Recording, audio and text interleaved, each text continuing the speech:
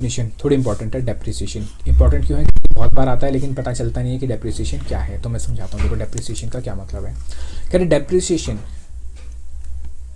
Is a measure of wearing out consumption. कह रहा है वेयरिंग आउट मतलब टूट फूट हो जाएगी, यानी जब आपके पास कोई एसेट होगा, ठीक है, जैसे मान लो आपके पास एक कार है, जब कार चलाओगे तो उसमें कुछ टूट फूट होगी, ठीक है, उसके इंजन पुराना हो जाएगा थोड़ी बहुत, तो जब कार घिसेगी तो उसके पार्ट्स घिसेंगे, चीज़ें घिसेंगी, बैठोगे गद्दी खराब होगी, सब चीज़ें होंगी, तो वो वेयरिंग आउट की बात कर रहे हैं।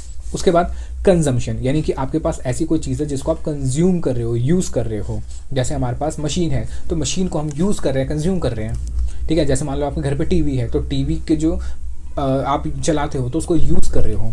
और अदर लॉस या कोई और लॉस होता है of value of depreciable asset. देखो एसेट पे जो डेप्रिसिएशन लग रहा है वो कौन से एसेट पे लग रहा है? वो फिक्स एसेट पे डेप्रिसिएशन नहीं लग रहा, वो डेप्रिशिएबल एसेट्स पे डेप्रिसिएशन लग रहा है। याद रखना, अगर आज के बाद आपसे कोई पूछे कि भाई डेप्रिसिएशन किस पे लगता है, तो ये मत कहना फिक्स एसेट पे लगता है। डेप्रिसिएशन किस पे लगता है? डेप्रिसिएशन लगता है डेप्रिशिएबल एसेट्स पे। किस पे?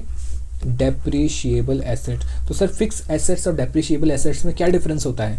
यही डिफरेंस है कि डेप्रिशिएबल एसेट्स पे डेप्रिसिएशन लगता है, तो बाकी एसेट्स पे एग्जांपल देता हूँ, जैसे लैंड है, तो लैंड आपका फिक्स एसेट है लेकिन इस पे डेप्रिसिएशन नहीं लगता है, क्योंकि डेप्रिसिएशन लगने के लिए आपके पास एक लिमिटेड लाइफ का होना ज़रूरी है, और लैंड की लाइफ अनलिमिटेड होती है, लैंड की लाइफ लिमिटेड नहीं होती है। देखो डेप्रिशिएबल एसेट्स अराइजिंग फ्रॉम, कह रहे अब ये कैसे लगेगा? देखो फ्रॉम यूज, या तो आप उसको यूज करो, जैसे आपके पास टीवी है, कार है, मशीन है, कुछ भी है, उसको यूज कर रहे हो तो उसके वेयरिंग आउट होगी, ठीक है।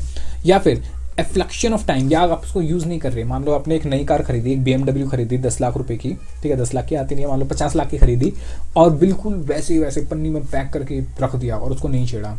5 साल बाद जब निकाल के बेचने जाओगे तो बताओ 50 लाख की ही बिकेगी या सस्ती में बिकेगी? सर सस्ती में बिकेगी। क्यों? क्योंकि टाइम के अकॉर्डिंग उसकी वैल्यू में गिरावट आ जाएगी। तो यानी कि डेप्रिसिएशन ऐसे नहीं है जब आप उसको यूज़ करोगे, डेप्रिसिएशन टाइम के अकॉर्डिंग भी लगता है, चाहे यूज़ करो या मत करो। और ऑब्सोलेंस थ्रू टेक्नोलॉजी और मार्केट चेंजेस, या फिर मार्केट चेंजेस की वजह से ऑब्सोलेंस हो जाए। चलो मैं आपको थोड़े पुराने ज़माने में लेके चलता हूँ ऑब्सोलेंस का मतलब समझाने के लिए। ऑब्सोलेंस, जैसे कि पुराने टाइम के अंदर 90s के अंदर एक इंस्ट्रूमेंट था, एक गैजेट था जिसका नाम पेजर हुआ करता था। किसी को पता है पेजर क्या होता है?